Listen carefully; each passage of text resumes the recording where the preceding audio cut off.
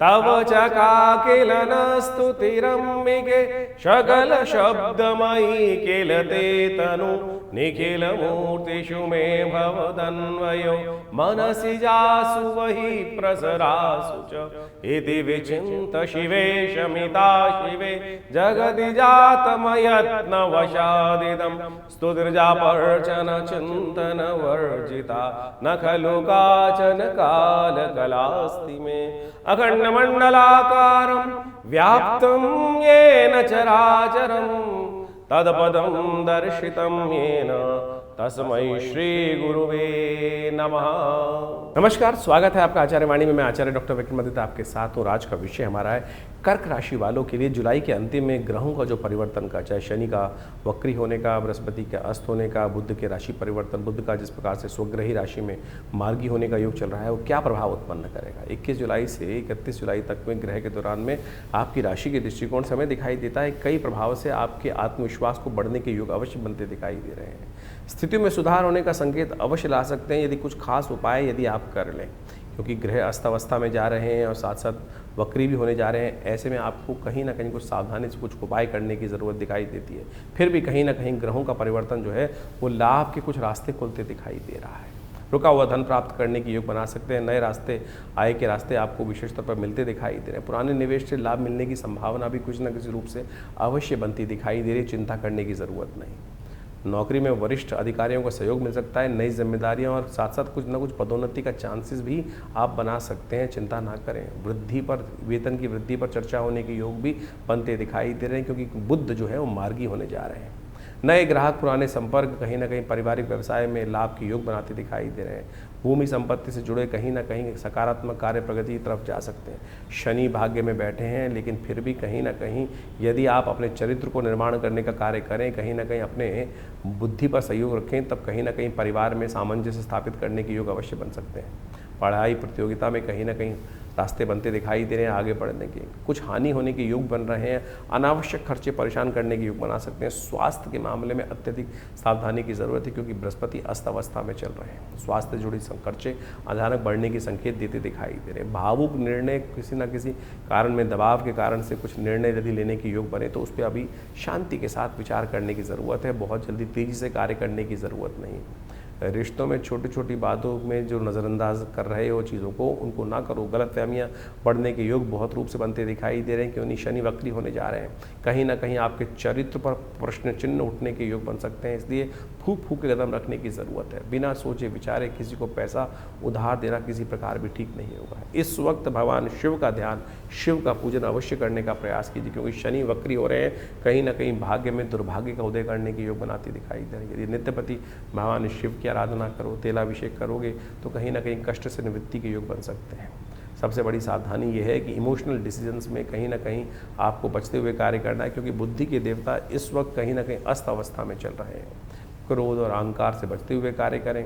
उचित हो कि सही सानिध्य में रहकर, सही गुरु के सानिध्य में बैठकर किसी उपयुक्त व्यक्ति की सलाह लेकर काम करना आपके लिए बहुत ज़रूरी है। 21 जुलाई से 31 जुलाई के बीच में लगभग आपकी राशि के दृष्टिकोण से यदि प्रतिशत के अनुसार से देखा जाए तो समय जो है 75% के आसपास संभावनाओं का दिखाई देता है। करियर, धन, परिवार के मामले में कुछ अवसर अवश्य मिलते दिखाई दे रहे हैं, लेकिन भावनात्मक संतुलन आपको बना के रखना बहुत ज़रूरी है। स्वास्थ्य का ध्यान रखना बहुत ज़रूरी है। बहुत ज़्यादा ओवर थिंकिंग कहीं ना कहीं परेशानी की सबब ला सकती है।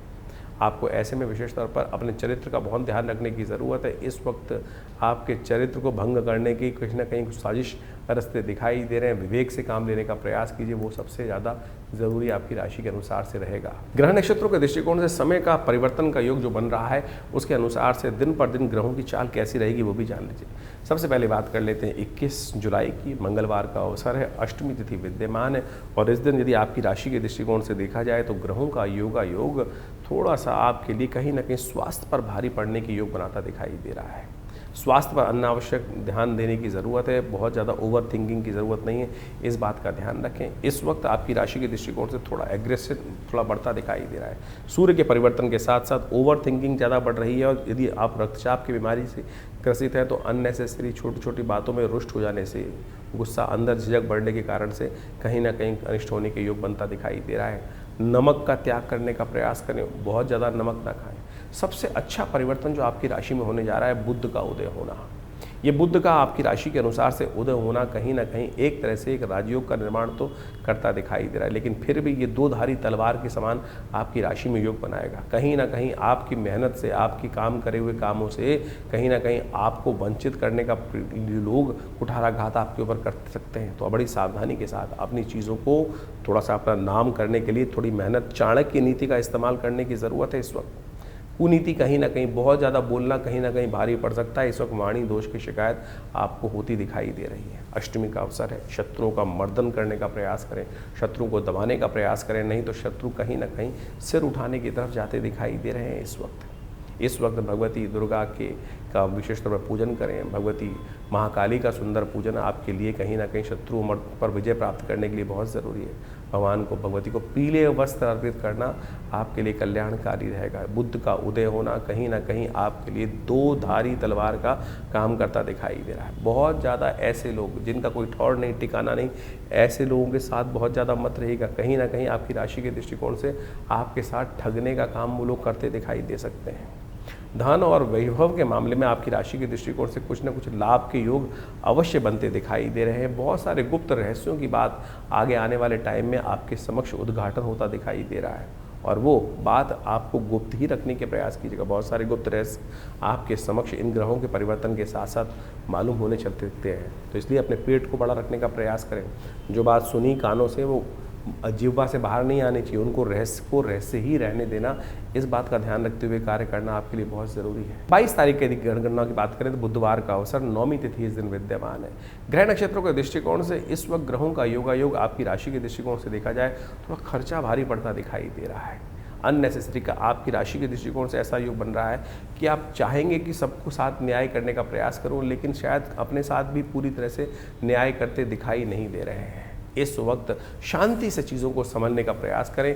कहीं ना कहीं अशांत मन के साथ यदि कार्य करने का प्रयास करोगे तो कहीं ना कहीं इस वक्त स्थिति आपके लिए भारी पड़ सकती है। खुद को शांत करने का प्रयास करोगे तब जाके दूसरों को शांत करने की स्थिति में आ सकते हो। माँ भगवती दुर्गा से आराधना करें।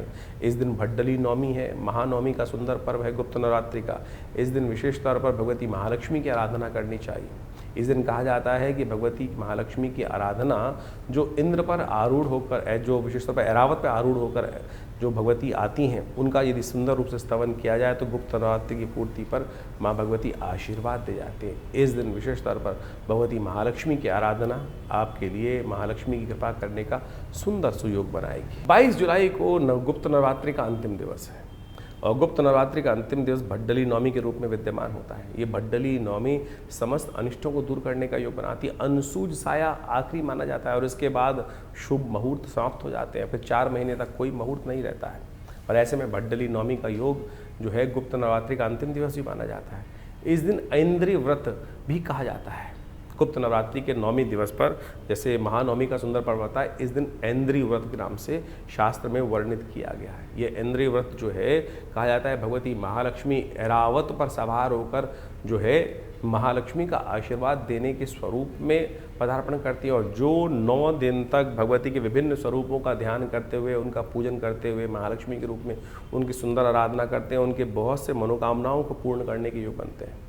हमने विवेकानंद योगाश्रम में इस बार जो है शतचंडी का सुंदर कार्यक्रम रखा। शतचंडी के सुंदर कार्यक्रम में माँ भगवती के विभिन्न मंत्रों का, दुर्गा सप्तशती के संपूर्ण 700 मंत्रों का यज्ञ नित्यपति रहा, और इस नवमी के महाअवसर पर उनका दिव्य यज्ञ संपन्न रहेगा, और भगवती की सुंदर उपासना, महालक्ष्मी जी की सुंदर उपासना समस्त अनिष्टों को निवारण करने के लिए रखी गई है।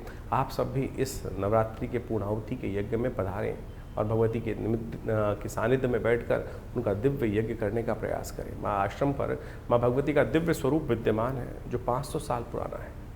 जी हाँ, 500 साल प्राचीन शिव विग्रह जो है, जो 1947 में पाकिस्तान के क्षेत्र मुल्तान से हमारे आश्रम पर पधारा, और वहाँ उनको आज उनकी सुंदर प्रतिष्ठा, सुंदर उनकी ही सानिध्य में नित्य प्रति 8 घंटे यज्ञ चलता है, और पूरे जो नवरात्र में सुंदर रूप से यज्ञ उनके सानिध्य में रखा गया है।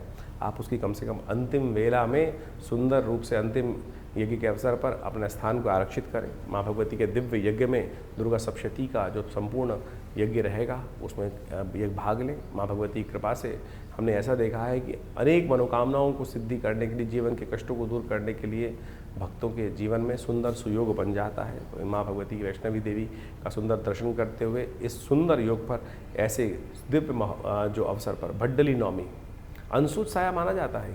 जो भी भगवती के समक्ष इस दिन सुंदर आराधना के रूप में करके यज्ञ इत्यादि के द्वारा अपनी आहुति समर्पण करते हैं, मनोकामना सिद्धि के योग बन जाते हैं। तो आप भी आइए, सादर आमंत्रित हैं इस यज्ञ में। जो फ़ोन नंबर्स नीचे चल रहे हैं उनमें फ़ोन करके अपने स्थान को आरक्षित करें। यज्ञ से भगवती की मन से अपनी मनोकामना रखिए, मनोकामना पूर्ति के सुंदर योग बनेंगे। 23 तारीख के दिन बात करेंगे गणना के अनुसार से बृहस्पतिवार का अवसर है। नौमी तिथि इस दिन विद्यमान है, उदया तिथि के रूप में थोड़ी देर के लिए विद्यमान रहेगी, लेकिन उसके बाद फिर दशमी का आगमन हो जाएगा ग्रह नक्षत्र के दृष्टिकोण से। इसी दिन आपकी राशि में बड़ा सुंदर योग बनता दिखाई दे रहा है, जो आपके लिए कहीं ना कहीं विजय का शंखनाद करने का योग बनाता दिखाई दे रहा है।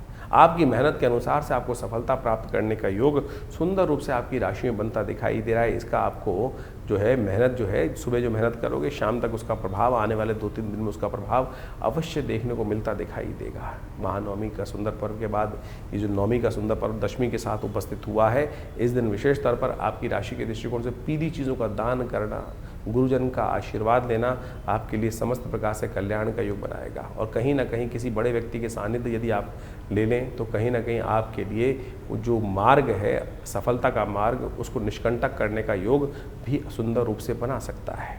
24 तारीख के दिन बात करें, शुक्रवार का अवसर, दशमी तिथि विद्यमान है और इस दिन बुद्ध महाराज मार्गी होने जा रहे हैं। और ये बुद्ध का मार्गी होना बहुत तेज गति से आपकी राशि के दृष्टिकोण से कहीं ना कहीं आपके लिए लाभ के रास्ते खुलता दिखाई दे रहा है। ये कहीं ना कहीं नए संबंधों को स्थापित करने का रास्ता आपके लिए खुलता दिखाई दे रहा है। इस वक्त आपको शांति के साथ समय को पहचानने का प्रयास करना चाहिए। बुद्ध काफ़ी दिनों से अस्त अवस्था में चल रहे थे, कहीं ना कहीं वक्र अवस्था में चलते दिखाई दे रहे थे, कहीं ना कहीं सीधी गाड़ी कहीं ना कहीं उल्टी दिशा में जाती दिखाई देते। अब सही चीज़ों को सही दिशा में देखने का मार्ग आपकी बुद्धि में स्वयं आता दिखाई देगा। लोगों की वास्तविकता आप सही रूप से पहचानने की तरफ जा सकते हो, चाहे बाजार हो, चाहे घर हो, चाहे आपका व्यवसाय स्थल हो, चाहे आपका ऑफिस हो। इस वक्त लोगों की सही फितरत, कई दिन पहले जो लोग आपको समझ में नहीं आ रहे थे क्या चाल चल रहे हैं, अब वो सारी बातें आपके मनोमस्तिष्क में सही रूप से समझ आने का योग अब बनता दिखाई दे रहा है। जो चालें आपकी राशि के दृष्टिकोण से ऐसा बन रहा है कि आपको शंट आउट करने के लिए रास्ता बन रहा था, आपको एक तरफ करने के लिए, आपकी मेहनत को बिल्कुल नज़रअंदाज करने की बात की जा रही थी, वो कहीं ना कहीं साबित होती दिखाई दे रही है। इस वक्त हल्दी का टीका लगाना आपकी राशि के दृष्टिकोण से बहुत ज़रूरी है। आने वाले कुछ दिन तक हल्दी का टीका अपने माथे पर ज़रूर लगाने का प्रयास करें। वो कहीं ना कहीं आपके अनिष्ट ग्रहों को शुभ करने का कहीं ना कहीं रास्ता अवश्य देगा। 25 तारीख की यदि हम बात करें, शनिवार का अवसर, एकादशी तिथि विद्यमान है और देव शयनी एकादशी का योग बनाती दिखाई दे रहे हैं। लेकिन आपकी राशि के दृष्टिकोण से देव शयन होने के बाद भी आपके भाग्य के रास्ते कहीं ना कहीं सही रूप से झंडा बुलंद होते दिखाई दे रहे हैं। कहीं ना कहीं आपकी कीर्ति आगे बढ़ने के योग अवश्य बनाते दिखाई, देव कृपा से कहीं ना कहीं आपके लिए लाभ के रास्ते कहीं ना कहीं बनते दिखाई दे रहे हैं। बृहस्पति अस्त ज़रूर है, इस वक्त ध्यान रखना, बृहस्पति महाराज अस्त होने के कारण से जितनी विजय के योग बनते दिखाई दे रहे उसमें कहीं ना कहीं कुछ कमी आते हुए दिखाई भी दे रही है। तो इस वक्त आपको भगवान विष्णु की सुंदर उपासना करनी चाहिए। भगवान विष्णु को विशेष तौर पे केसर अर्पित करने का प्रयास करना चाहिए। भगवान विष्णु को पीले कनेर के पुष्प अर्पित करने का प्रयास करना चाहिए। भगवान विष्णु का जितना पूजन करोगे पीले पुष्पों से, पीले वस्त्रों से, आपके लिए बड़ा कल्याणकारी योग बनेगा। 25 जुलाई को देवशयनी एकादशी है। ये देवशयनी एकादशी भारतीय संस्कृति के अनुसार से देखा जाए तो अद्भुत पर्व है। देव भी शयन के लिए जाते हैं। सोचें कि देव शयन जो हो रहा है वो क्या कर रहा है। कहा जाता है शास्त्रीय दृष्टिकोण से, जो हमारे यहाँ चतुर्मास आता है, कि उस समय में कोई भी शुभ कार्य निषेध मत दिए जाते हैं। संत महात्मा इत्यादि अपना भ्रमण बंद कर देते हैं। वर्षा ऋतु आ जाती है, वर्षा ऋतु में कहा जाता है कि एक जगह स्थान पर अपना ज्ञान अर्जन करने का प्रयास करना चाहिए, भगवान की स्तुति करनी चाहिए। सत्ता जो है वो भगवान विष्णु के हाथ से निकलकर शिव के हाथ में आ जाती है और उसके बाद सावन का सुंदर पदार्पण होता है। ये आध्यात्मिक दृष्टिकोण से बहुत महत्वपूर्ण योग है। कहा जाता है कि इस दिन भगवान विष्णु जो हैं वो शेष नाग पर कहीं ना कहीं 4 महीने के लिए विश्राम के लिए चले जाते हैं। देव शयन हो जाता है। समस्त शुभ कार्य शास्त्र में निषेध कर दिए जाते हैं। विवाह इत्यादि, मुहूर्त इत्यादि, दुकानों के मुहूर्त, घर के मुहूर्त, मूर्ति प्रतिष्ठा, जो भी कहीं ना कहीं नए नए कार्य आरंभ करने हैं, वो सब कहीं ना कहीं गृह आरंभ तक रुक दिए जाते हैं। नींव का पूजन तक रुक दिया जाता है। गृह प्रवेश तक कहीं ना कहीं शास्त्र में निषेध कर दिया जाता है। फिर दिवाली के 11 दिन बाद जब देव उठनी एकादशी आती है, उसके बाद से समस्त शुभ कार्य आरंभ करने के योग बनते हैं। लेकिन कहा जाता है कि ये समय बड़ा एक बार आध्यात्मिक दृष्टिकोण से बड़ा शुभ होता है।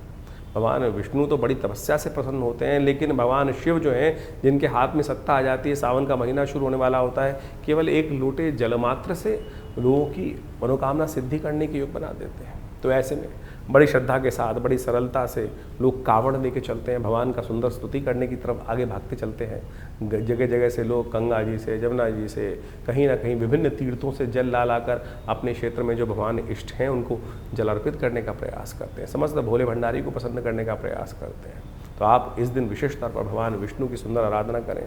शालिग्राम शिला में विशेष तौर पर उनका षोडशोपचार पूजन, गंगा जल से, कपूर से, कचरी से, चंदन से, इनसे पंचामृत बनाकर भगवान का सुंदर अभिषेक करें भगवान शालिग्राम जी का, और उसके बाद उनका विशेष तौर पर वस्त्र इत्यादि अर्पित करें। उनको शयन के लिए समस्त वस्त्र इत्यादि अर्पित कर कर सुंदर रूप से तुलसी दल से उनका पूजन कर कर ओम नमो भगवते वासुदेवाय, ओम नमो नारायणाय, इस प्रकार से इन विभिन्न मंत्रों से उनको समस्त सामग्री 16 जो चीज़ें हैं उनको धीरे धीरे अर्पित करने का प्रयास करना चाहिए। यदि पुरुष सूक्त याद हो, ओम सहस्रसी रेखा पुरुखा सहस्राक्ष सहस्रपाद सभूमिग्वं सर्वतस्पित्वा तिष्ठद्दशांगुलम पुरुकाय वेदग्वं सर्वं यद्भूतं व्यच भाव्यम माउता।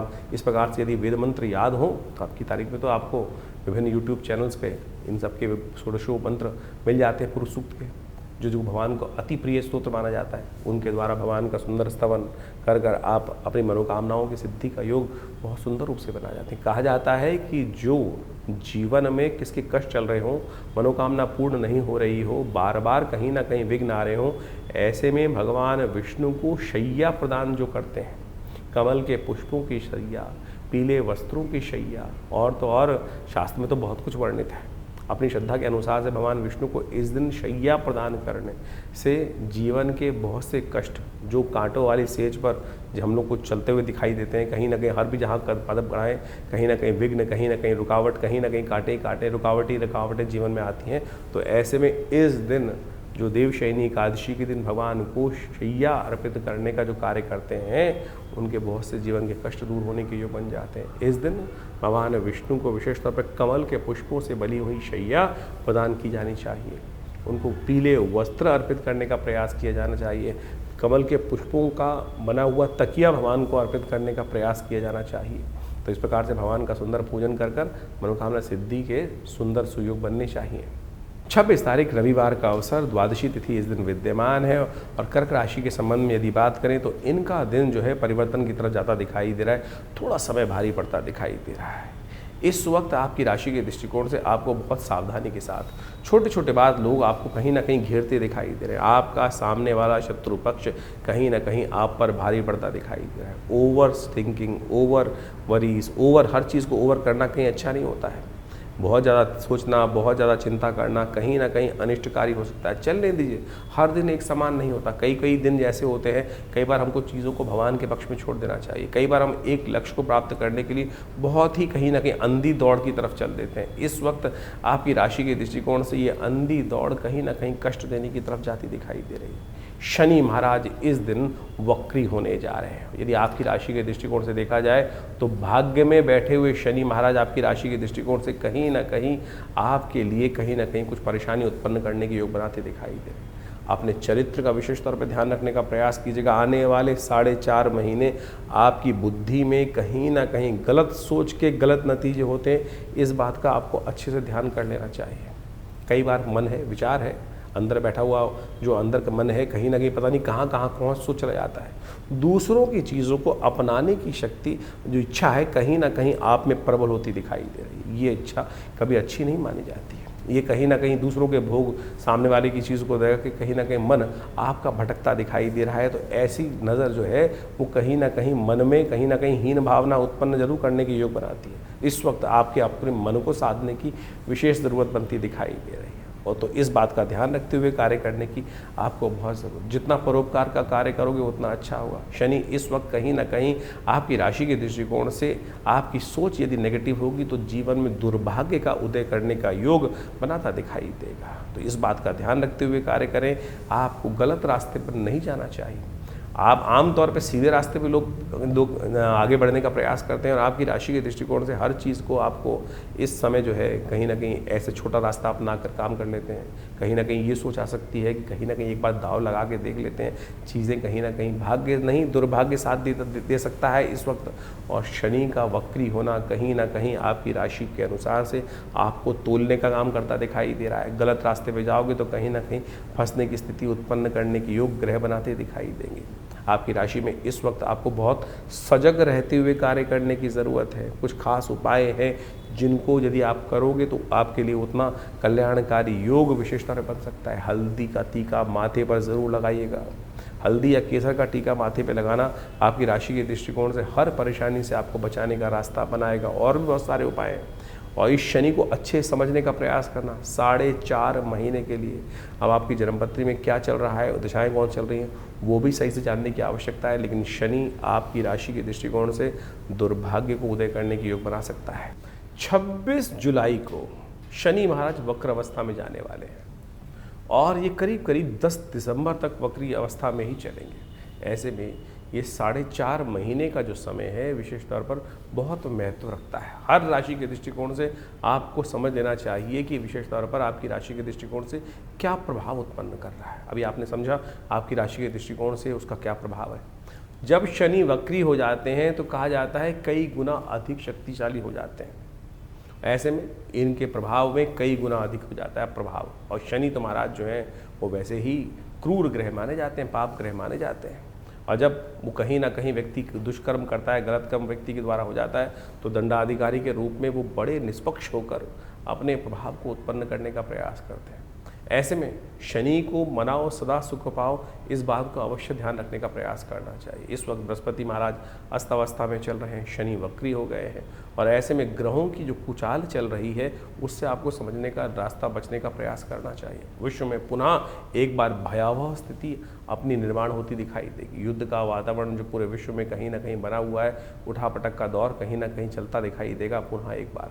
ऐसे में आपकी राशि के दृष्टिकोण से आपको कुछ खास उपाय अवश्य करने का प्रयास करना चाहिए। सबसे पहले तो ये अच्छा योग ये बन रहा है कि इस वक्त जो श्रावण का महीना आ रहा है, सावन के महीने में भगवान शिव की जितनी उपासना करोगे शनि के लिए उतना प्रसन्न का वातावरण बन सकता है। कहा जाता है कि जब शनि खराब चल रहा हो तो शनि की स्थिति को ठीक करने के लिए भगवान शंकर की कृपा में चले जाओ तो भावी मीट सके त्रिपुरारी। अब आपसे कोई ना कोई अपराध कहीं ना कहीं हम सबसे होता रहता है, कहीं ना कहीं कोई गलत कार्य हो गया तो शनि तो अपना प्रभाव से उसका फल देने के लिए आपको रहेगा। लेकिन जब जीवन में कोई ऐसा प्रभाव हो जाए जिसका रास्ता ना निकल रहा हो तो भगवान शंकर की उपासना। ऐसे में शनि ने जैसे ही वक्री मार्ग पर पदार्पण किया है, सावन का महीना शुरू होने वाला है, ऐसे में भगवान शंकर का तेलाभिषेक, तिल के तेल से भगवान का अभिषेक, जो मंत्र कहा गया है वो एक रुद्राष्टध्यायी के अंतर्गत का आया है। शन्नो देवी रविष्ट्रयापो भवन्तु पीतये शन्नो रविष्ट्रवन्तु नः। इस मंत्र का जप करते हुए भगवान शंकर का तेलाभिषेक यदि शनिवार के शनिवार भी आप करते चले जाओ, सत्य मानना कि शनि का कैसे ही नेगेटिव प्रभाव हो, अशुभ प्रभाव हो, वो अपना प्रभाव निष्क्रिय कर देते हैं। तो इसलिए अपने उस क्रूर प्रभाव से, कहीं ना कहीं पाप प्रभाव से आप बच सकते हैं। तो ऐसे में सबसे पहले तो सद्गुण का पालन करने का प्रयास करें, गलत काम ना करने का प्रयास करें, झूठ ना बोलने का प्रयास करें, किसी भी रूप से जो भी है उठापटक नहीं तो जीवन में कहीं ना कहीं योग बनता चला जाएगा। ऐसे में शास्त्र के दृष्टिकोण से अनेक उपाय शास्त्र में वर्णित किए गए। एक दिव्य उपाय है जिसका केवल लोग आज की तारीख में, कलयुग में यही पूछते हैं ना कि छोटा सा कौन सा उपाय है महाराज, तो हम आपको वो मंत्र बताने जा रहे हैं जिसको शनि स्तोत्र कहा जाता है। वो शनि स्तोत्र अद्भुत रूप से भगवान महाराज दशरथ जी के द्वारा, राम जी के पिता दशरथ जी के द्वारा देवासुर संग्राम से पहले रास्ते में जब जा रहे थे देवासुर संग्राम में भाग लेने के लिए, तो रास्ते में शनि के दर्शन होते हैं। तो ऐसे में भगवान महाराज दशरथ भगवान शंकर, भगवान शनिदेव की स्तुति करते हैं। वो दशरथ कृत शनि स्तोत्र कहा जाता है, और एक ही स्तोत्र महाराज शनि का पूरे शास्त्रों में विद्यमान है, और कोई स्तोत्र नहीं है, केवल दशरथ कृत शनि स्तोत्र मिलता है।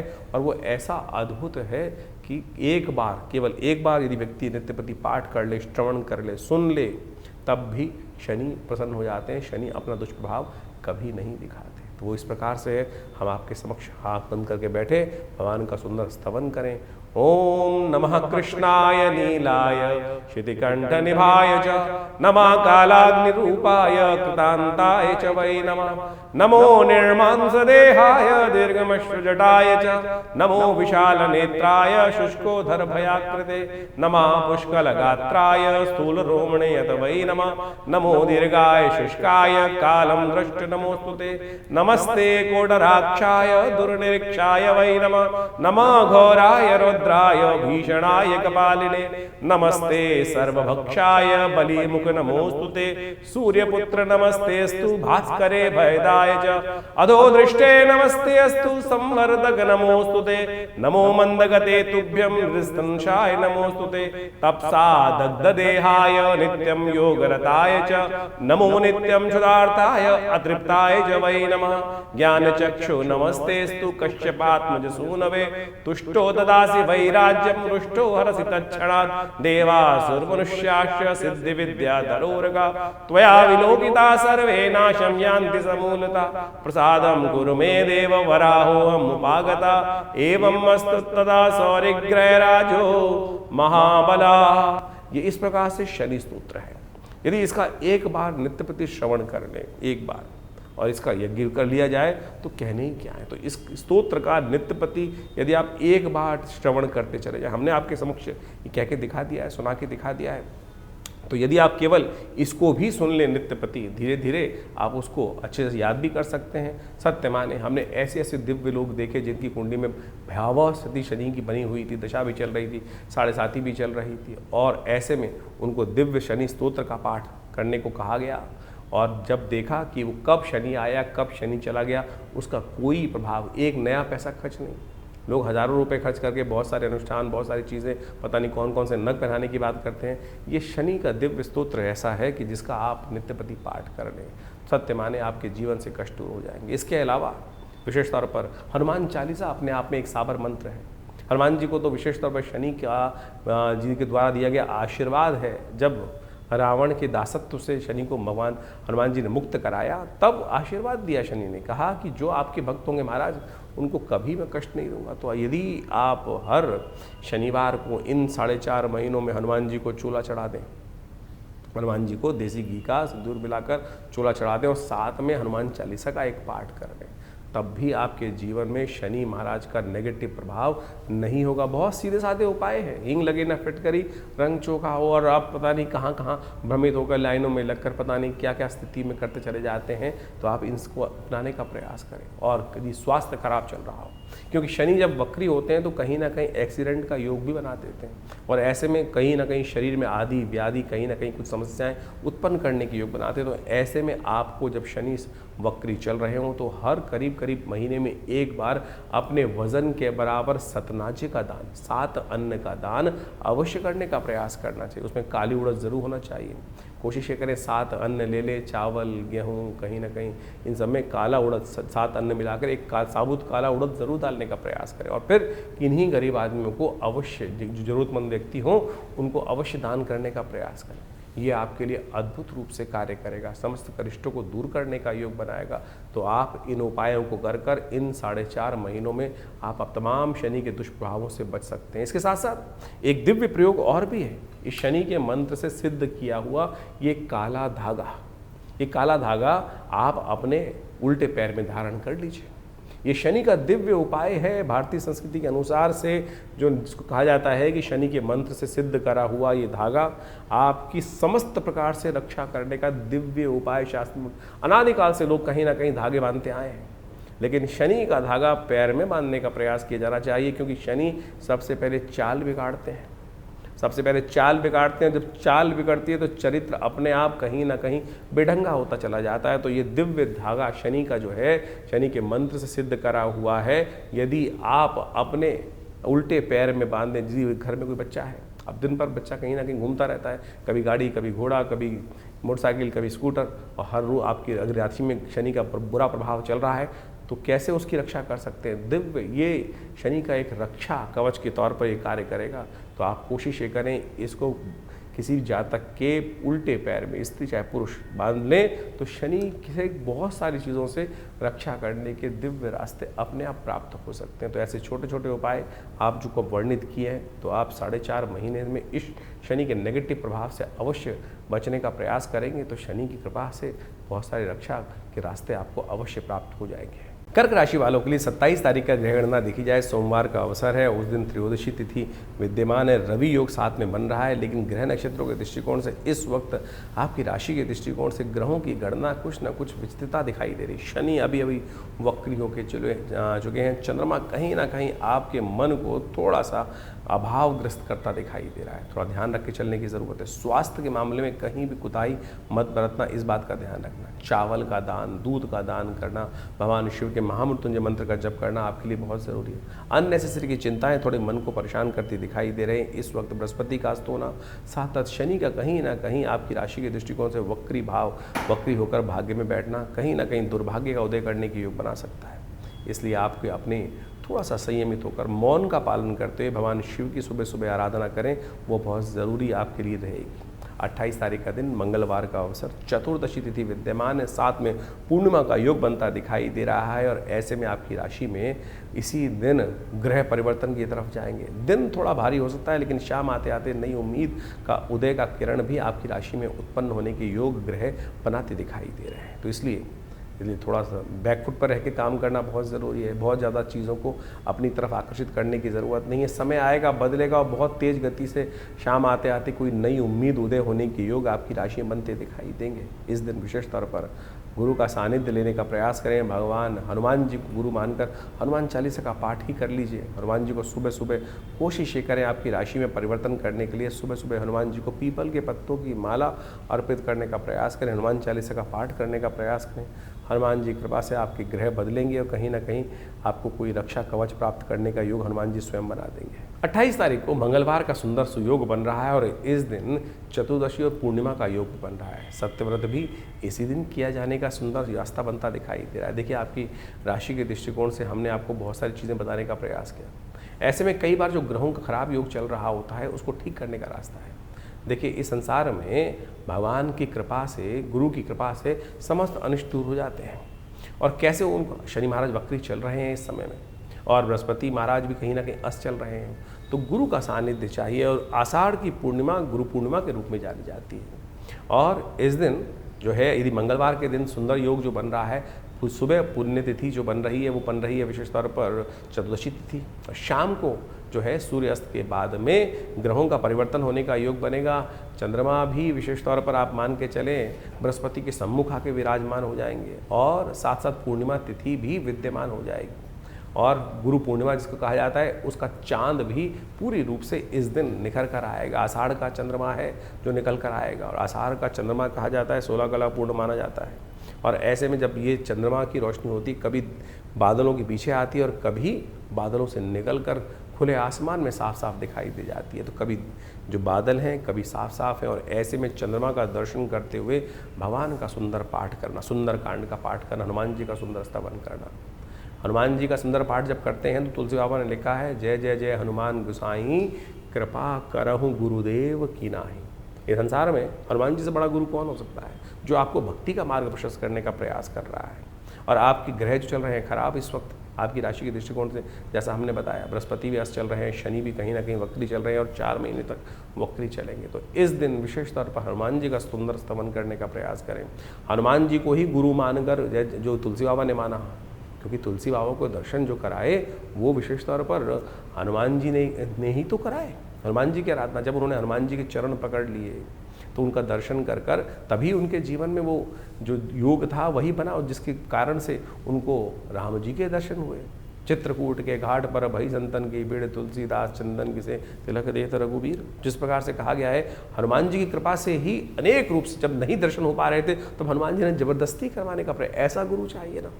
तो आप संसार के चक्र में कहाँ फंस रहे हैं, तो सुंदर रूप से हनुमान जी का सुंदर स्तवन इस दिन अवश्य करने का प्रयास करें। आषाढ़ की पूर्णिमा की रात्रि और मंगलवार का सुंदर सुयोग, तो ऐसे में हनुमान जी का सुंदर स्तवन समस्त अनिष्टों को दूर करने का योग बनाएगा। तो ऐसे में हमने विवेकानंद योगाश्रम में इस शुभ तिथि में गजकेसरी योग के अंतर्गत सुंदरकांड का पाठ रखा है, भगवान का सुंदर स्तवन करने का रखा है। और तुलसी बाबा ने तो यहाँ तक कहा है, और देवता चित्त न धरहि हनुमत से ही सर्व सुख करहि। तो सुंदर रूप से इस कार्यक्रम में भाग लें, हनुमान जी का सुंदर स्तवन करें, सवामणि का भोग रहेगा, हनुमान जी का सुंदर यज्ञ रहेगा। और हनुमान जी के गुरु के रूप में जो स्वीकार कर लेगा उसका तो बेड़ा पार होना परम सुंदर रूप से है। संकट कटे मिटे सब पीरा, जो सुमरे हनुमत बल बीरा। तो अपने समस्त अनिष्टों को दूर करने के लिए इधर उधर मत भटको, हनुमान जी का सुंदर स्तवन करने का प्रयास करो।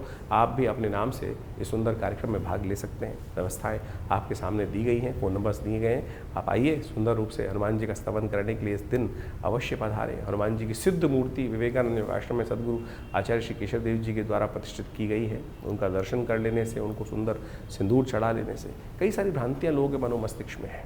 स्त्रियों को हाथ नहीं लगाना चाहिए, और कुछ ये बहुत सारे लोग, देखिए वैसे तो मूर्ति को किसी को हाथ नहीं लगाना चाहिए ये, लेकिन यदि पुजारी के रूप में आप उपस्थित हैं तो शुद्ध पवित्र होकर मानस पूजा सुंदर रूप से कर हनुमान जी का सुंदर स्तवन करने का प्रयास यदि करेंगे तो बहुत ही कल्याणकारी रहेगा। भक्त के लिए कोई जाति नहीं है, कोई वर्ण नहीं है, कोई भक्त समस्त वर्णों के हैं। समस्त प्रकार से सरलता से जो हो वही भक्त बन जाता है, वही सदा कल्याण का योग बनाता है। तो इस गजकेसरी योग में हनुमान जी का सुंदर स्तवन आपके समस्त अनिष्टों को दूर करने का योग बनाएगा। 29 तारीख का दिन बुधवार का अवसर, पूर्णिमा तिथि विद्यमान है। गुरु पूर्णिमा का सुंदर योग लेकर आती दिखाई दे रही है, और आपकी राशि में जिस प्रकार से ग्रहों ने परिवर्तन करा है, सही दिशा मनोविचार मन मस्तिष्क में आने के सुयोग बनते दिखाई दे। गुरु पूर्णिमा का अवसर है, आपकी राशि के दृष्टिकोण से आपका मन वो सही रूप से सही दिशा प्राप्त करने की तरफ अग्रसित होता दिखाई दे रहा है। अपने विचारों को थोड़ा सा और फोकस करने का प्रयास कीजिए, शांत भाव से गुरु का जप करने का प्रयास करें, गुरु के सानिध्य में जाने का प्रयास करें। बुद्धिर जो लोगवान लोग हैं उनके सानिध्य में रहकर काम करने का प्रयास करेंगे तो आपके लिए कहीं ना कहीं चीज़ें अच्छी होने के योग बना सकते हैं। इस वक्त आपकी राशि के दृष्टिकोण से आपको विशेष तौर पर एक जगह रुककर काम करने की ज़रूरत, जल्दबाजी में नहीं, धीरे धीरे रे मना धीरे सब कुछ हो। ग्रह नक्षत्रों के दृष्टिकोण से धीरे धीरे आपके ग्रह परिवर्तन की तरफ अवश्य जाते दिखाई दे रहे हैं, जो चीज़ें आपके लिए अनुकूल करने की योग अवश्य बनाते दिखाई दे रहे हैं। इस दिन गुरु वंदना, गुरु पूजन कर आप समस्त अनिष्टों को दूर करने का योग बना सकते हैं। गुरु पूर्णिमा भारतीय संस्कृति में एक अद्भुत दिवस है। आषाढ़ मास की पूर्णिमा के दिन गुरु पूर्णिमा का योग बनता है, और भारतीय अध्यात्म संस्कृति में कहा जाता है कि जिस व्यक्ति ने अपने जीवन में गुरु नहीं बनाया तो उस जीवन में उस व्यक्ति के द्वारा कोई भी शुभ कार्य करने का अधिकार उसको मिलता नहीं है। एक बार नारद जी भ्रमण करते हुए शास्त्र के दृष्टिकोण से कहा जाता है कि विष्णु लोक पहुँचे, और जब विष्णु लोग पहुँचे भगवान के दर्शन करने के लिए तो भगवान से कुछ वार्तालाप करी। वार्तालाप करने के बाद संतुष्ट हुए तो वहाँ से निकले वहाँ से श्रीमन नारायण का स्मरण करते हुए, ओम नमो नारायण करने का मंत्र जप करते हुए। जैसे ही नारद जी वहाँ से गए तो भगवान विष्णु ने अपने पार्षदों से कहा कि जहाँ ये नारद जी खड़े हुए थे उस जगह को पवित्र करने का प्रयास, पवित्र करो, वहाँ गोबर से लीप कर उस स्थान को पवित्र करो। ये स्थान अपवित्र हो गया। बाई चांस देवयोग से नारद जी देव ऋषि थे, वापस आ गए भ्रमण करते हुए। कुछ और मन में शंका हुई और देखा तो जहाँ वो खड़े थे उसको पवित्र किया जा रहा है भगवान की आज्ञा से। तो उन्होंने भगवान के समक्ष बड़ा विचित्र प्रश्न किया, क्या प्रभु मैं अपवित्र हूँ जो आपने मेरे जहाँ स्थान पर खड़ा था? बोले हाँ नारद, तुमने किसी को गुरु बनाया नहीं इसलिए तुम अपवित्र हो। और जो व्यक्ति गुरु नहीं बताता है, गुरु के दर्शन नहीं चलता है, अपने गुरु मंत्र नहीं लेता है, वो अपवित्र ही माना जाता है। उसके स्थान जहाँ खड़ा हो उस स्थान पर खड़े होने की आज्ञा किसी को नहीं है, वो स्थान अपवित्र हो जाता है। तो उन्होंने बड़े विनम्रता से भगवान से पूछा नारद जी ने कि प्रभु अब क्या करूँ, किसको गुरु बनाऊँ? तो उन्होंने कहा किसी को भी गुरु बना सकते हो, तुम्हारी श्रद्धा है, जिसको तुम गुरु बनाओगे उसके अनुसार से चलने का प्रयास करो। जीवन में समस्त अनिष्टों को दूर करने का योग बन जाएगा, आपके जीवन में कल्याण का योग बनेगा। आपको मंत्र जप का अधिकार भी गुरु मंत्र की दीक्षा लेने के बाद, गुरु दीक्षित होने के बाद ही मिलता है इस संसार के अंदर। लोगों ने नहीं समझा। भगवान की आज्ञा के अनुसार नारद जी ने कहा महाराज किसको बनाऊँ? तो भगवान ने भी लीला रची। भगवान ने लीला इस प्रकार संसार को ज्ञान देने के लिए रची। कहा जाता है भगवान ने कहा नारद तुम पृथ्वी लोक पे जाओ और जो सबसे पहले व्यक्ति मिले उसी को अपना गुरु मानो, और फिर उनसे दीक्षित होकर उनका मंत्र जप करके उन्हीं से आगे जीवन की दशा लेने का प्रयास करो। फिर आओगे तो फिर पवित्र माने जाओगे। नारद जी भूलोक आते हैं और वहाँ मृत्यु लोक में उनको सबसे पहले एक व्यक्ति जिसके दर्शन होते हैं प्रभु की माया थी। वो दर्शन होते ही एक व्यक्ति, गांव का व्यक्ति, गरीब व्यक्ति रास्ते में जा रहा था, चप्पल उसने सिर पे रखी हुई थी और अब भगवान की आज्ञा थी, सबसे पहले उन्हीं के दर्शन हुए तो उन्होंने ही नमन किया महाराज। अब भगवान की आज्ञा के अनुसार से, भगवान की माया के अनुसार से उन्होंने को नमन किया और कहा महाराज आप मुझे आपको मैं अपना गुरु धारण करना चाहता हूँ। तो सीधे साधे व्यक्ति ने कहा कि महाराज मेरे की क्या बिसात, मैं आपको शिक्षा दूँ, आप तो स्वयं इस सुंदर स्वरूप में विद्यमान है, मेरी क्या बिसात। लेकिन बोले नहीं, मेरी इच्छा है, मैं आपसे ही दीक्षित हूँ। तो उन्होंने उनसे दीक्षा ले ली, जो मंत्र दिया उस मंत्र को उन्होंने ले लिया। उस मंत्र को जप करने के लिए जो भी बना, उसके बाद भगवान घूमते घामते फिर पहुँचे भगवान विष्णु के पास। भगवान विष्णु से उन्होंने कहा कि प्रभु आपकी आज्ञा के अनुसार से मैं मंत्र दीक्षित ले आया। बोले नारद जी किससे दीक्षा लिया आपने? तो महाराज वहाँ पर एक व्यक्ति मूर्ख रूप में था और गंवार था, अनपढ़ था और सिर पे चप्पल रख के जा रहा था, बड़ा मूड लग रहा था, कहीं ठीक नहीं लग रहा था, लेकिन आपकी आज्ञा थे, मैंने उनसे दीक्षा ले ली। भगवान ने कहा नारद तुमने बड़ा अपराध किया, गुरु का इस प्रकार से अपमान करना, कहा जाता है घोर नरकादि लोगों को पूरी 84 लाख योनि तुम्हें भोगनी पड़ेंगी और उन सब की त्रास है तुमको भोगनी पड़ेगी। अपने तुमने इतना प्रभाव, इतना निष्क्रिय कार्य जो है, ऐसा कार्य किया है कि जो विशेष तौर पर तुमको अपराध बोध भी नहीं है इसका। नारद जी ने क्षमा मांगी कि प्रभु क्या करूं अब? बोले तो हम गुरु के सानिध्य में ही जाओ और वो जो बताएं उस कार्य को करने का प्रयास करो, तब जाकर इस जो 84 की योनि का जो चक्र है उससे निकल सकते हो, नहीं तो तुमको 84 लाख योनि भोगनी पड़ेंगी, उसमें जीवन निर्वाह करना पड़ेगा, फिर उस काल को भोग के बाद ही तुम हमारे दर्शन के लिए आ सकते हो। अब नारद जी को पटक दिया गया, वापस उस जगह पर लाकर नारद जी देव इच्छा से, प्रभु की इच्छा से फिर दोबारा गुरु के सानिध्य में पहुँचते हैं और उनके समक्ष बैठकर अपने समस्त भाव को उपस्थित करते हैं। तो उस व्यक्ति ने सुना नारद जी को और कहा नारद चिंता क्यों करते हो, क्यों चिंता है तुमको? इसका कारण, इस कष्ट का निवारण बहुत आसान है। नारद जी को नहीं समझ में आया था, लेकिन उस दिव्य आत्मा ने कहा नारद जी कोई चिंता मत करो, ये पहाड़ सामने दिखाई दे रहा है, इस पहाड़ पर तुम 84 लाख योनियों के जो है समस्त चित्रकला निर्वाहो और ऊपर से लौटते हुए नीचे आकर लौट आओ, नीचे आकर। नारद जी को बड़ा आश्चर्य हुआ कि इस व्यक्ति ने मुझे इतना दान बताया और कहा कि पूरा ऊपर से लेकर उन 84 लाख योनियों के नाम लिखकर समस्त व्यवस्था बनाई और फिर लौटते लाटते ऊपर से लेटते हुए नीचे आते हुए उन सब में भोगते हुए, उनको कहा जाता है कि वो समस्त 84 लाख योनि भोगने के बाद पुनः पहुँचे और वो जो श्राप था, जो अपराध किया था, उससे निवृत्त हुए। तो जो कहा गया ना, गुरु गोविंद दोनों कड़े काके लागू पाऊँ, बलिहारी गुरु आपनो जिसने गोविंद दियो मिलाए। ये शास्त्र में कथा इसलिए वर्णित की गई है कि आप सदमार्ग पर उस सरलता से प्राप्त कर सकते हैं गुरु के सानिध्य में। तो आप कोशिश ये करें, अपने जीवन में गुरु मार्ग मंत्र का अवश्य जप करने का प्रयास करें। भगवान से मिलने का मार्ग भी गुरु निर्देशित कर सकते हैं। तो आप बड़े बड़े चमत्कार हैं गुरु मंत्र के, शास्त्र में जो वर्णित हैं उनको हमें जीवन में देखने का प्रयास करना चाहिए। जीवन के कष्ट, इस संसार के कष्ट गुरु मंत्र के द्वारा है। कबीर जैसे संतों ने भी, जिनको कहा जाता है कि वो अध्यात्म में फंसते ही नहीं थे, वो तो विशेष तौर पर कहा जाता है कि जिस प्रकार से राम को भी उपासना करने का मंत्र जो उन्होंने जपा, जिस प्रकार से उनको नास्तिकवाद की बात की जाती है, उन्होंने भी रामानंद जी के चरणों में लेटकर उनके मुख से जो राम नाम निकला उसको ही गुरु मंत्र मानकर दीक्षित होकर उनका जप करने का प्रयास किया। अब लोगों ने उस मंत्र दीक्षा को भी नहीं समझ पाए तो कहानी के रूप में तो आप सत्य माने कुछ और लोग मान देते हैं। भ्रांति उत्पन्न करना बड़ा आसान है, सरलता जीवन में मार्ग पे चलना बड़ा मुश्किल माना जाता है। इसलिए कोशिश ये करें, इस कथा के माध्यम से हमने गुरु मंत्र की दीक्षा का, गुरु का चमत्कार आपके समक्ष रखने का प्रयास किया। मंत्र दीक्षा बड़ी चमत्कारी होती है। मंत्र दीक्षित लेने के बाद सत्य माने वो जागृत मंत्र ही आपका कार्य करेगा, नहीं तो जपते रहो मंत्र, लाखों मंत्र, हजारों मंत्र लोग जपते रहते हैं लेकिन वो कार्य नहीं करते। कारण है मंत्र दीक्षित नहीं है। जिस व्यक्ति ने वो स्वयं मंत्र गुरु ने जपा ना हो, उस मंत्र को देने का अधिकार भी किसी व्यक्ति के पास नहीं होता है। तो अनेक अनेक प्रकार के मंत्र हैं, शास्त्रों में लाखों मंत्र विद्यमान हैं।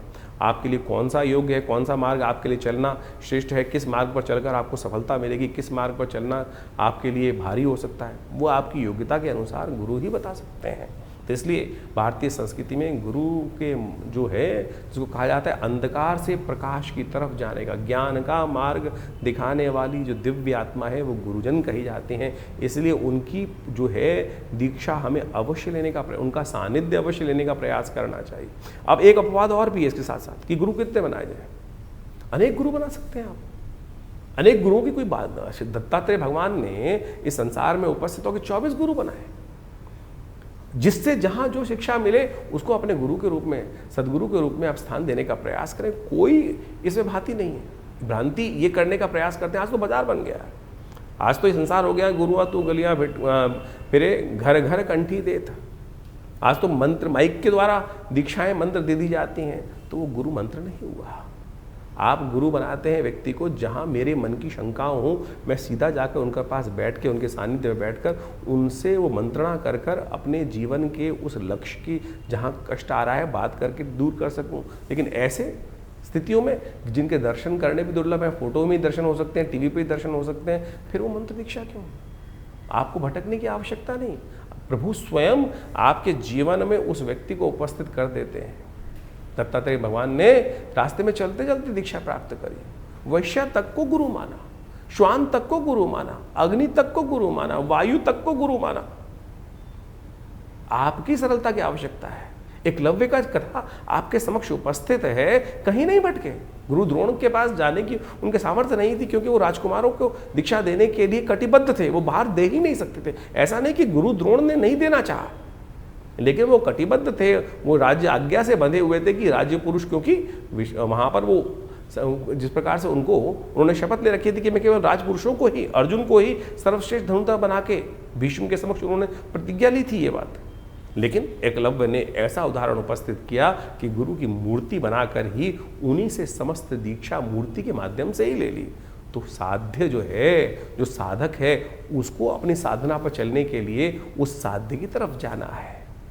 साध्य तो हर जगह अवेलेबल है, हर जगह उपस्थित है। जो साध्य है जिसको करना है, आपको अपनी साधना को दृढ़ करने के लिए विश्वास चाहिए। तो इस विश्वास को जगाने का प्रयास करो। गुरु पूर्णिमा वो पर्व है जो आपके मन की उन शंकाओं को दूर करने का प्रयास करती है। तो इस गुरु पूर्णिमा पर अवश्य मंत्र दीक्षा लें, गुरु का सानिध्य लेने का प्रयास करें।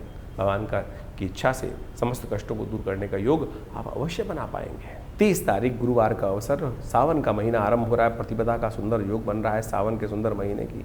और सावन का महीना आरंभ होता है तो भगवान शिव की कृपा का योग बन जाता है, और आपकी राशि में भी भगवान शिव की कृपा से समय बदलने की तरफ जाता दिखाई दे रहा है। और ये सही रास्ते पर आपको योग बनाने की स्थिति उत्पन्न करता दिखाई दे रहा है। लोग हैं जो आपके लिए हर समय पर कहीं ना कहीं कुछ न कुछ आपके रास्ते को पथरीला करते दिखाई दे रहे हैं, कहीं ना कहीं आपके रास्ते में कहीं ना कहीं कंकड़ बिछाते दिखाई दे रहे हैं, कहीं ना कहीं रास्ते को पथरीला करते दिखाई दे रहे हैं। लेकिन चिंता ना करना, आपकी राशि के दृष्टिकोण से बहुत जल्दी आने वाले समय में भगवान शंकर की कृपा से बृहस्पति उदय होकर एक नई उम्मीद का किरण पुनः स्थापित करने के योग बना पाएंगे। और 12 वर्ष बाद बृहस्पति जब आपकी राशि में आए हैं, थोड़े दिन के लिए अस्त हुए हैं, फिर एक नई उम्मीद लेकर आ रहे हैं। ऐसे में सावन के महीने में आपकी राशि में महत्वपूर्ण परिवर्तन आने की एक नई उम्मीद शुरू हो रही है। तो आने वाले 10 दिनों में विशेष तौर पर भगवान शिव का नित्यपति गंगा जल से अभिषेक करने का आपको संकल्प ले लेना चाहिए। यदि आपने इन 10 दिनों में सावन के आरंभ काल में भगवान शंकर का शुद्ध जल से अभिषेक भी कर लिया, तो सत्य माने भगवान शंकर की कृपा से आपके भाग्य में परिवर्तन करने के योग, अतिशोक्ति नहीं है, जो आपकी राशि में योग बन रहा है उसी को बना रहे हैं। और आपके मनोभाव में ये बात आ रही होगी, हमारे ग्रह नक्षत्रों के दृष्टिकोण से ये भाव साफ साफ दिखाई दे रहा है। सही मार्ग विचार आपके मनोमस्तिष्क में आता दिखाई दे रहा है, उसको अपनाने का प्रयास करो, उससे भटको मत, कल्याण के योग बनेंगे। 30 तारीख से सावन का सुंदर महीना शुरू हो रहा है, और इस समय में जब भगवान विष्णु शिष्य पर विश्राम में चले जाते हैं और समस्त राज सत्ता जो है भगवान शिव के हाथ में आ जाती है, शिव को प्रसन्न करने के अद्भुत दिन होते हैं। ये 30 दिन का सावन मनोकामनाओं को सिद्धि करने का योग बनाता है। चाहे जीवन में कैसे ही कष्ट हो, चाहे आकांक्षाएं हो, कैसी आकांक्षा हो, इस संसार में मनुष्य रूप में ही आप जन्म लेकर उन इच्छाओं को, आकांक्षाओं को, उन मन के भावों को, मनोकामनाओं को सिद्धि करने का योग बना सकते हो। और किसी रूप में नहीं जाके, किसी संसार में किसी और योनि में न जाकर आप मनोकामनाओं को पूर्ण करने का योग नहीं बना सकते, इस मनुष्य रूप में बना सकते। सावन का वो सुंदर महीना है, जिसने भी भगवान शिव को भजा है उनकी समस्त मनोकामनाएं सिद्धि करने के सुंदर सुयोग प्राप्त हो जाते हैं। जल से। यदि मन में संतुष्टि चाहते हो, तुष्टि चाहते हो, तो भगवान शंकर का अभिषेक जल से इस सावन के महीने करने का प्रयास करो। यदि समृद्धि चाहते हो तो कहा जाता है कि दूध के द्वारा अभिषेक करने से पुष्टि प्राप्त करने के योग बन जाते हैं। और यदि जीवन में समस्त संपदाओं का सुख चाहते हो, वाहन, घर, घोड़ा इत्यादि समस्त प्रकार की निधियाँ चाहते हो, तो रुद्री के अंदर कहा गया है कि दही के द्वारा भगवान का अभिषेक करने का प्रयास करना चाहिए। यदि ग्रहों का अशुभ प्रभाव चल रहा हो तो कहा जाता है कि भगवान का अभिषेक भस्म के द्वारा करने का, भस्माभिषेक जो होता है ना, उसके द्वारा करने का हमें प्रयास करना चाहिए। उससे जीवन के सत्य के प्रति हमारी आकर्षण शक्ति बनती है, सही रूप से मंत्र की सिद्धि प्राप्त करने का योग बन जाता है। यदि धन, वैभव इन सब की प्राप्ति करना चाहते हो तो कहा जाता है कि भगवान का सुगंधित गंध के द्वारा, गंधोदक के द्वारा, इत्र के द्वारा भगवान का जो अभिषेक करता है उसकी मनोकामना सिद्धि का सुंदर सुयोग बन जाता है। कहा है सुगंधिम पुष्टिवर्धनम, सुगंधि युक्त जल से, सुगंधित तेल से यदि भगवान का अभिषेक करने का प्रयास करोगे तो इस प्रकार की मनोकामना सिद्धि का सुंदर योग बन जाता है। यदि आपके शत्रु बाधाएं आपको बहुत परेशान कर रही हैं तो तेल के द्वारा भगवान का सुंदर अभिषेक इस सावन के महीने में हमें करने का प्रयास करना चाहिए। ये मनोकामना सिद्धि को पूर्ण करने के लिए अद्भुत योग बनाकर आपकी राशि में इस प्रकार से हजारों औषधियाँ हैं। शहद के द्वारा, पुष्पों के द्वारा, मट्ठे के द्वारा, इच्छू रस के द्वारा, गन्ने के रस के द्वारा, दूध के द्वारा और तो और अनार के रस के द्वारा, विभिन्न विभिन्न औषधियों के द्वारा अनेक मनोकामनाओं की सिद्धि के लिए समय समय पर लोग यज्ञ इत्यादि रुद्राभिषेकात्मक यज्ञ करने का सुंदर प्रयास करते हैं जीवन के समस्त कष्टों को दूर करने के लिए। यदि स्वास्थ्य संबंधी समस्या चल रही हो तो कहा जाता है कि दूध के द्वारा भगवान शंकर के महामृत्युंजय मंत्र का जप करते हुए इस सावन के महीने में यदि अनुष्ठान किया जाए तो भगवान की कृपा से कैसी ही दिव्य कोई परेशानी हो जो कहीं ना कहीं ठीक ना हो रही हो, उसके भी ठीक होने के रास्ते प्राप्त हो जाते हैं। तो हमने विवेकानंद योगाश्रम में इन पूरे 30 दिनों में, सावन के पूरे 30 दिनों के लिए नित्य प्रति शाम को रुद्राभिषेक रखा है। सामूहिक तौर पर समस्त भक्तगण एकत्र होकर भगवान शंकर का रुद्राष्टाध्यायी के द्वारा नित्य प्रति भगवान का अभिषेक विवेकानंद योगाश्रम में हमारे द्वारा स्वयं समस्त भक्तों के साथ मिलकर किया जाएगा। भगवान का बड़ा दिव्य, बड़ा विशाल भगवान शंकर का शिवलिंग है और उनका पूजन हम बड़ी श्रद्धा के साथ समस्त लोग मिलकर करते हैं। आप भी स्वयं इस कार्यक्रम में भाग लेने के लिए नित्य प्रति आश्रम पर पधार सकते हैं। ये सावन का सुंदर सुयोग आया है और इस समय ग्रहों की स्थिति बड़ी विकसित चल रही है। एक जीवन में क्षणभंगुर है जीवन, कभी भी कभी ना कहीं एक छोटी सी त्रुटि से पता नहीं कहाँ से कहाँ जीवन की दिशा मुड़ जाती है। भगवान की कृपा से, भगवान के सानिध्य में रहकर हमको क्षण क्षण को जीवन को जीने का प्रयास करना चाहिए। दिल्ली में विवेकानंद योगाश्रम में भगवान के मनोकामना सिद्धि मंदिर में भगवती के सानिध्य में बहुत दिव्य भगवान का शिवलिंग पर नित्य प्रति भगवान का रुद्राभिषेक रहेगा। शाम को रोज 6 बजे के आसपास ये रुद्राभिषेक आरंभ होता है। आप भी आइए, यज्ञ में भी भाग लें, भगवान का रुद्राभिषेक भी करें और भगवान की कृपा से इस पूरे सावन में छोटे से कर्म से भगवान को रुद्राभिषेकात्मक यज्ञ कर भगवान को प्रसन्न करने का सुंदर सुयोग अपने जीवन में प्राप्त करें। 31 तारीख शुक्रवार का अवसर, द्वितीय तिथि विद्यमान है, सावन का दूसरा दिन है और ग्रह सुबह सुबह परिवर्तन की तरफ जा रहे हैं। थोड़ा मन में कहीं ना कहीं दुविधा का वातावरण बनता दिखाई दे रहा है। आपकी राशि के दृष्टिकोण से आप इस वक्त थोड़े से इमोशनल चीज़ों में ज़्यादा फंसते दिखाई दे रहे हैं कि मैंने इसके लिए अच्छा किया, मैंने उसके लिए अच्छा किया और मेरे साथ उसने ऐसा किया, उसने ऐसा किया, रात गई बात गई। इस बात को समझने का प्रयास करो। ऐसी चीज़ों को सोचने का कोई फ़ायदा होता नहीं। इन दिनों आपकी राशि में ग्रह ऐसे ही चल रहे हैं कि आपने कुछ कह दिया, आप अपने बात से तो बदल नहीं रहे, लेकिन लोग कोई आपके जीवन में ऐसे नहीं होंगे जो अपनी बातों पर टिके होंगे। हर व्यक्ति कहीं ना कहीं अपना रंग दिखाता दिखाई दे रहा है और वो रंग जो दिखा रहा है वो कहीं ना कहीं आपको दुखी करता दिखाई दे रहा है। इस वक्त शांत रहते हुए अपनी सजगता से लाभ लेने का आपको प्रयास करना चाहिए। बहुत जल्दी नई उम्मीद लेकर ग्रह परिवर्तन की तरफ जा रहे हैं, तो इस दिन कावड़ यात्रा आरंभ होने चाहती है। भगवान शंकर की कावड़ यात्रा को आरंभ करने का सुंदर मुहूर्त बन रहा है। कोशिश करें, जल को एकत्र कर भगवान के सुंदर इस मुहूर्त में लाभ लेने का प्रयास करें, शिव का ध्यान करें। धीरे धीरे कल्याण का, परिवर्तन का योग इसी सावन में आपकी राशि में बनता दिखाई देगा। तो जुलाई के अंतिम में आपने ग्रहों का प्रभाव समझा, आपकी राशि के अनुसार से कितना महत्वपूर्ण परिवर्तन, चाहे वो शनि का परिवर्तन हो रहा हो, चाहे बुध का पहले उदय होना और फिर मार्गी हो जाना, बहुत महत्वपूर्ण प्रभाव इनका आपको आने जीवन में प्रभाव देखने को मिल सकता है। ऐसे में बृहस्पति अस्त अवस्था में चल रहे हैं, शनि एक बार पुनः वर्ष के अनुसार से वक्री हो गए और ये 4 महीने से ज़्यादा वक्री रहेंगे। ऐसे में पुनः एक बार स्थिति विश्व में कहीं ना कहीं कोलाहल वाली उत्पन्न करने के योग ये शनि का वक्री होना, और साथ साथ ऐसे में इनका विभिन्न ग्रहों के साथ योगा योग जो बन रहा है वो प्रभाव उत्पन्न करता दिखाई दे रहा है। समय समय के अनुसार से हमको ज्योतिष का लाभ अवश्य लेने का प्रयास करना चाहिए। ऐसे में विशेष तौर पर ग्रहों के योगा योग के अनुसार से उनका जो महत्वपूर्ण परिवर्तन मिलता है, शास्त्र में वर्णित ऋषियों मुनियों के अनुभव के आधार पर जो उनके निदान चिकित्सा विज्ञान के अनुसार से बताए गए हैं, ग्रहों के मंत्र के माध्यम से बताए गए, वो हम आपके समक्ष समय समय पर उपस्थित करते रहते हैं। सत्य मानिए, व्यक्ति के हाथ में कर्म करना ही है, उसका फल तो परमात्मा के हाथ में ही है, कर्म के अनुसार से फल बनता है, लेकिन फिर भी परमात्मा की कृपा से जो बड़े से बड़े भयावह योग कुंडली में बन रहे होते हैं वो कब किस प्रकार से क्षण में गायब हो जाते हैं पता नहीं चलता। इस बात को हमें अच्छे समझना चाहिए। गोचर का प्रभाव तो आपने अच्छे समझा, लेकिन आपकी जन्मपत्री पे किस प्रकार से उन ग्रहों के परिवर्तन का प्रभाव पड़ रहा है, दशाओं का, अंतरदशाओं का।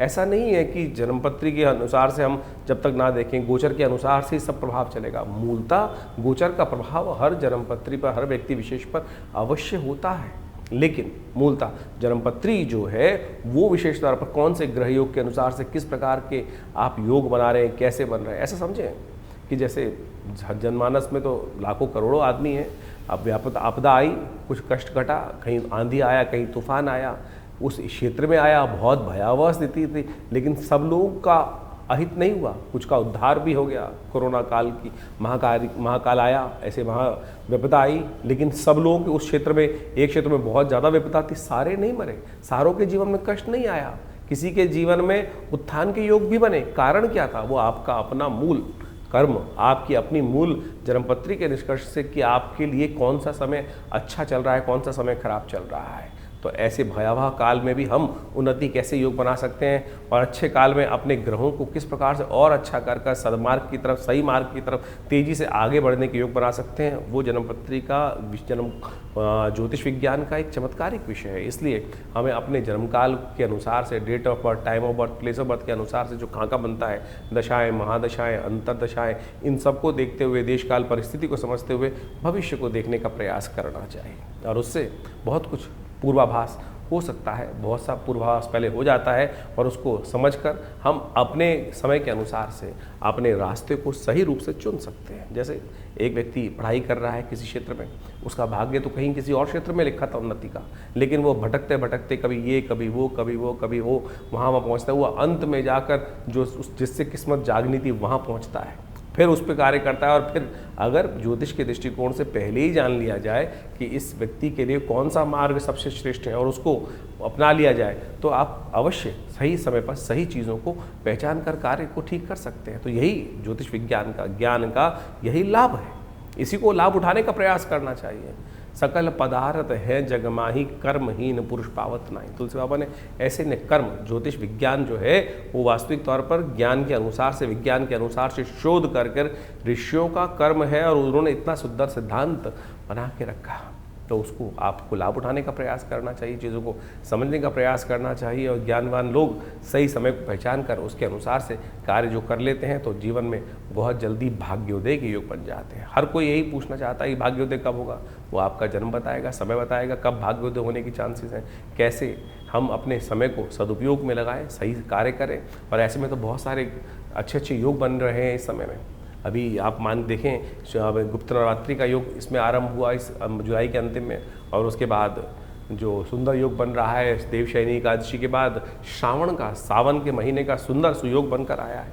कहा जाता है भगवान विष्णु जब शेष शैया पर विश्राम के लिए चले जाते हैं तो समस्त सत्ता जो है शिव के हाथ में आ जाती है। ऐसे में शिव की सुंदर आराधना कर भगवान का नित्यपति रुद्राभिषेक कर अपने बहुत से जीवन के कष्ट आप जो जिसको कहा जाता है रुद्रा अभिषेकात्मक यज्ञ जो है उसको कर आप सही रूप से भगवान की कृपा प्राप्त कर सकते हैं। भगवान तो एक लोटे से प्रसन्न हो जाते हैं जल के।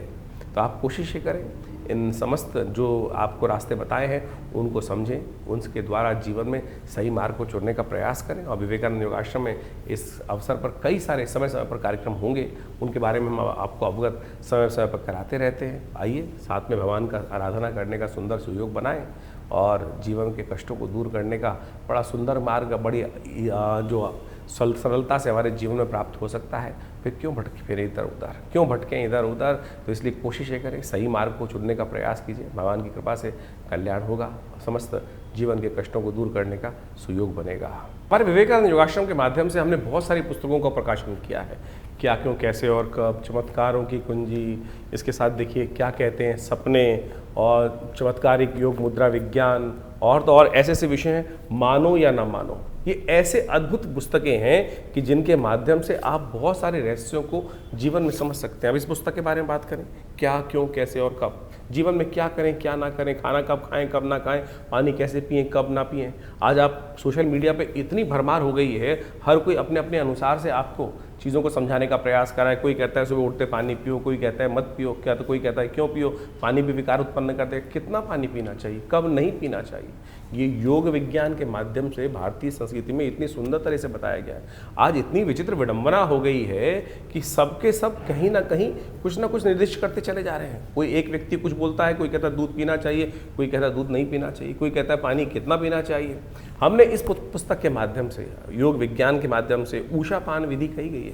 100 अंजुलि पानी पीने के लिए शास्त्र में विधान कहा गया, पानी किस प्रकार से पीना चाहिए और कैसे पिएं, कब ना पिएं, कौन से महीने में क्या खाएं क्या ना खाएं। यहाँ तक भारतीय संस्कृति, अभी वर्षा ऋतु चल रही है, वर्षा ऋतु के अनुसार से शास्त्र में कहा जाता है कि भैया सावन हर्रे भादो तिक्त, सावन में हरी सब्जी नहीं खानी चाहिए, हरी जो पत्ते वाली सब्जी है उसको खाने से परहेज करना चाहिए। और उसको आज से नहीं, अनादिकाल से भारतीय संस्कृति में इन सब सिद्धांतों को बता दिया गया था। और तो और यज्ञ विज्ञान कैसे आपके जीवन में लाभ दे सकता है, और बहुत सारी और समस्या, नज़र लग जाए कैसे उसको दूर करें, इस सब संबंध में इन पुस्तकों में हमने अद्भुत रूप से इन समस्त ज्ञानों को देने का प्रयास किया है, इन सब बातों को चर्चा करने का प्रयास किया है। तो आप इनके विषय को यदि ये समझेंगे तो इतने सुंदर तरीके से मुख कैसे धोएं, पानी कितना पिएं, स्नान कब करना चाहिए, स्नान कैसे करना चाहिए। भारतीय संस्कृति में स्नान के बारे में सबसे पहले स्नान करना है, पानी डाल के आ गए, ये तो स्नान नहीं हुआ ना। स्नान किस प्रकार से किया जाए, कैसे आपके बहुत सारे घमौरिया इत्यादि बहुत सारी और समस्या, स्किन की डिजीज आती है, यदि सही रूप से स्नान कर लिया जाए तो कहा जाता है कि बहुत सारी स्किन की समस्याएं उस स्नान से ठीक हो सकती हैं। इसके अलावा भगवान का चरणामृत हम लेते हैं, उस चरणामृत का क्या फ़ायदा है, किस प्रकार से भगवान का पूजन करने के बाद मंदिर में घंटा बजाते हैं, शंख बजाते हैं, ऐसे विषय हमने इन पुस्तकों के माध्यम से सद्गुरु आचार्य श्री केशवदेव जी के सानिध्य में बैठकर जो रिसर्च हो सकती थी, ऐसी करीब 50 पुस्तकें आश्रम के द्वारा लिखी गई हैं। मानो या न मानो, स्वप्न विज्ञान की एक ऐसी चीज़ है कि स्वप्न विज्ञान, सपनों में क्या दिखाई दिया, हम सबको सपने आते हैं और हम कई बार भयग्रस्त हो जाते हैं कि सपना देखा, ये कुछ अशुभ होने वाला है, शुभ होने वाला है। कौन सा सपना क्या प्रभाव उत्पन्न करता है, अ से लेकर पूरा अंतिम वर्णावली के साथ कौन कौन से शब्द के अनुसार से कौन सी चीज़ आपने देखी है। सड़क देखी है, सपने में सांप देखा है, कहीं धन देखा है, हवा देखी है, आंधी देखी है, प्रेत देखी है, पित्रात्मा देखे हैं, उन सब का क्या प्रभाव है, क्या वो आपके लिए को भयग्रस्त कर रहे हैं, कब कौन सा स्वप्न प्रभाव देगा, कितने दिन में प्रभाव देगा, कौन सा निदान अशुभ स्वप्न को दूर करने के लिए करना चाहिए, वो सब हमने इस पुस्तक के माध्यम से आप सबके समक्ष रखा है। तो आप इन पुस्तकों को पढ़ें और देखिएगा सही रूप से आपके जीवन में जो अज्ञान की जो एक समय चल रहा है, अंधकार का, अज्ञान का, उसको ठीक करने का रास्ता आपको केवल इस पुस्तक के माध्यम से ही मिल जाएगा। तो ऐसी ऐसी बहुत सारी पुस्तकें हैं। एक ये पुस्तक है चमत्कारिक मुद्रा विज्ञान, ये हमारा अपना विषय है। पूरे विश्व में हमने इस विषय को पहुंचाया कि मुद्राओं के द्वारा कैसे विभिन्न रोग ठीक कर सकते हैं। कान के दर्द से लेकर हृदय रोग जैसी परेशानियों को ठीक करने के लिए ये मुद्राएं चमत्कार अपना प्रभाव दिखाती हैं। विवेकानंद हॉस्पिटल इस संबंध में बहुत अद्भुत कार्य कर रहा है।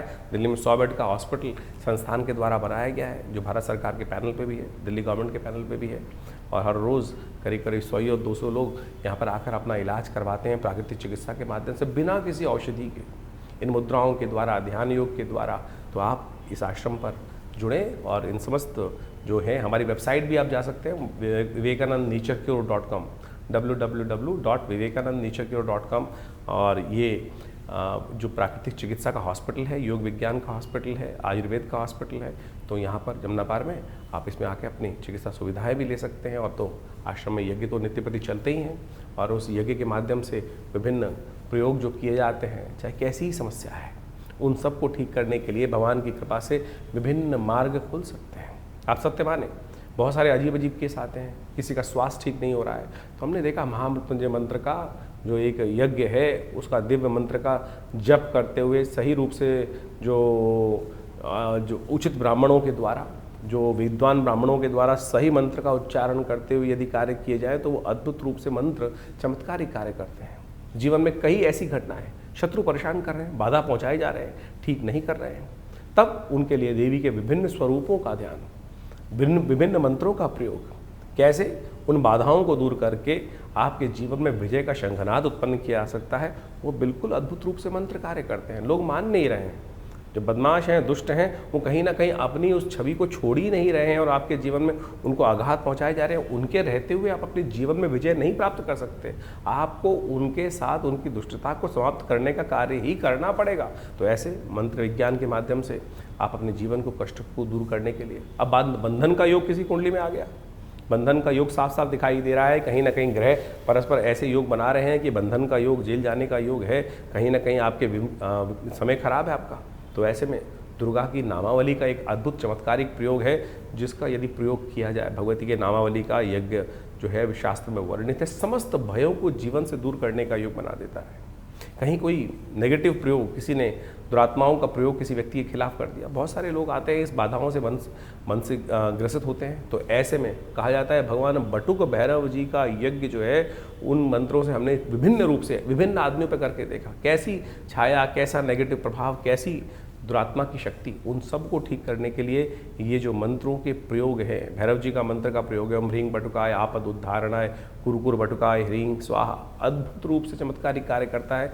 उन कष्टों को दूर करने का योग अद्भुत रूप से बना देता है। ग्रह बाधाओं का समस्याएं हैं, ग्रह बाधा ऐसी हैं कि एक के बाद एक, कोई शनि खराब है, कोई मंगल खराब है, तो उनका जप किया जाए ना, सही रूप से उच्चारण करते हुए, यज्ञ करते हुए, उनका दशांश यज्ञ करके, दशांश उनका मार्जन इत्यादि समस्त पद्धति को अपनाते हुए जो कार्य किए जाते हैं, वो पूर्ण रूप से सही रूप से सफलता की तरफ व्यक्ति की मंशा के अनुसार से कार्य करने का सुंदर कार्य करते हैं। मंत्र विज्ञान कपोल कल्पित नहीं है, सत्य है, लेकिन विधि के अनुसार से, शास्त्र के अनुसार से हमें करने का प्रयास किया जाना चाहिए, तब जाकर समस्त मनोरथों को सिद्ध करने का, दिखावा नहीं है।